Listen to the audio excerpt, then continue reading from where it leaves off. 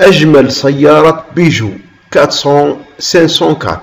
هذه السيارة ما شاء الله، شوفوها بعد التجديد كيفها أصبحت سيارة ما شاء الله ما شاء الله. كما تلاحظون أعزائي الكرام، هذه بعد التجديد، بعد ما قاموا بالتجديد تاعها، بعد ما قاموا بالصيانة تاعها، بعد ما داروا لها بانتورة جديدة، داروا لها كل شيء مليح. شوف كيف راهم زينوها وكيف أصبحت سيارة ذات جودة عالية. أجمل سيارة بيجو 504 ما شاء الله. شوف كلش جديد ما شاء الله. نترككم أعزائي المشاهدين مع هذه الصور لهذه السيارة بعد التجديد، بعد ما كانت خردة ما تصلحش قاعدين. شوف بعد التجديد كيف أصبحت رائعة جدا. من أجمل سيارات بيجو التي لها هذه السيارات يقاوموا بزاف، خاصة يقاوموا البيست. طبعا الركبة نتاعها معروفة باللي ركبة مريحة جدا، كانت تسمى بعروس الطريق في سالف العهد قبل ظهور هذه السيارات المتطورة الحالية التي عمت أو تعم جميع أنحاء العالم.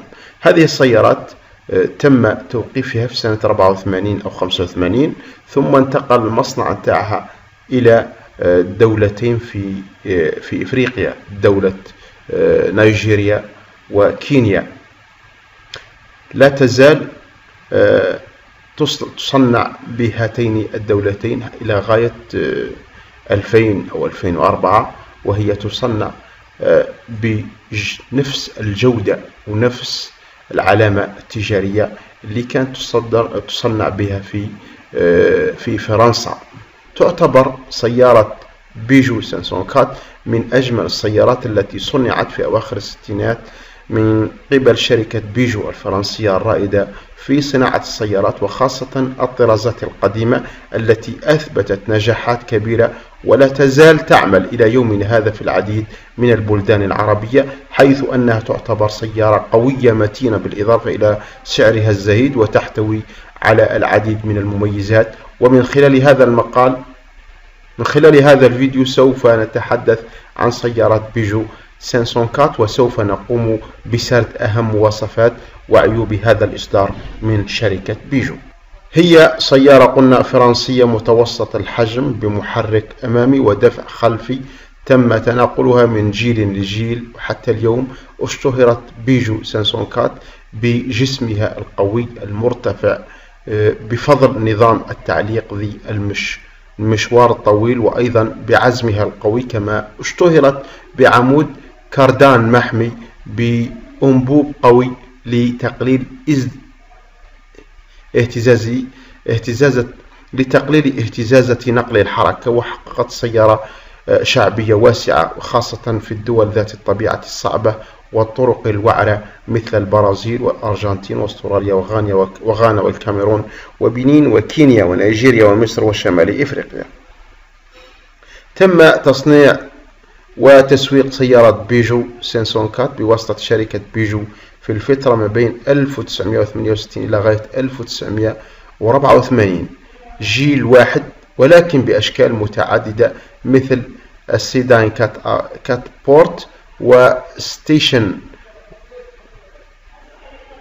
وهي المشهورة باسم لانوز. وتعد سيارة بيجو 504 رائدة الراليات، وهي ملكة المسار ذلك لأنها كسبت الكثير من الراليات بإفريقيا.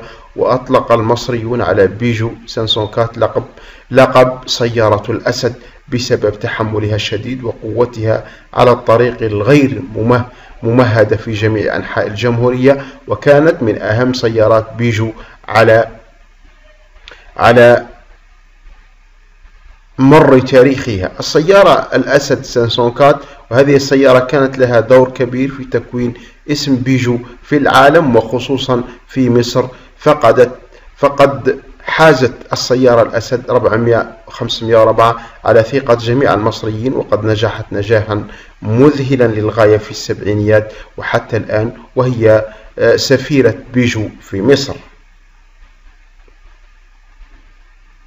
انتشرت بيجو 504 لأنها سببت نجاحا كبيرا، ويرجع نجاحها إلى العديد من الأسباب، حيث تبلغ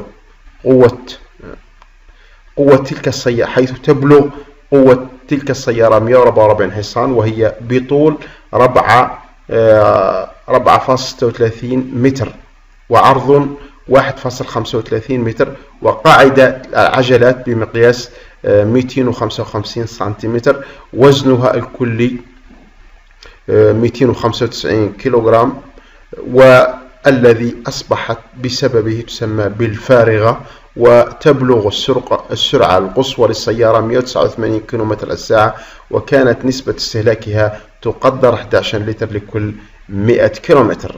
لهذا حققت سيارة بيجو 504 إنجازات كبيرة، بعدما قال محللون إن السيارة ستختفي من الأسواق العالمية قريبا بعد تقرير آخر لإنتاج سيارة من هذا النوع بنيجيريا. وقد ساهم في إعلاء اسم السيارة بيجو منذ بدايتها إلى حدود عام 2005. كان من أهم الألقاب التي اشتهرت بها سيارات بيجو في إفريقيا لقب أسد إفريقيا، وذلك بفضل القوة التي كانت عليها السيارة وسرعتها المتفوقة، ولذلك نستنتج أن شعار الشركة هو أسد، ليعبر عن القوة والكفاءة العالية في عالم السيارات. وقد حازت بيجو 504 على انتشار واسع في إفريقيا وخاصة في نيجيريا، وقد بلغت حجم الإنتاجية في بداية الثمانينيات حوالي 100,000 سيارة سنويا، قبل أن تتناقص نسبتها بسبب منافسة شرسة من بعض الشركات الأخرى. لذلك فهو مسار حافل لتلك السيارة التي لاقت تقبلا واسعا، وأصبحت أسطورة من الأساطير في السيارات. كما أن لديها العديد من المميزات، تحتوي على موتور 2000 سي سي